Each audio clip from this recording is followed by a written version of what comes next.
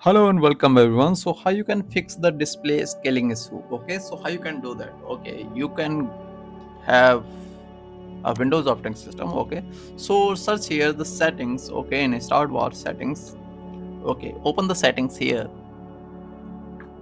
and when you open the settings, you can see the system option. Okay, so you can see here the display option. Okay, so click on display, and now you can see the scale option here. Okay, so currently my scale is 125. Okay, so this is the standard scale. Okay, if I change my scale to recommended, okay, it will change.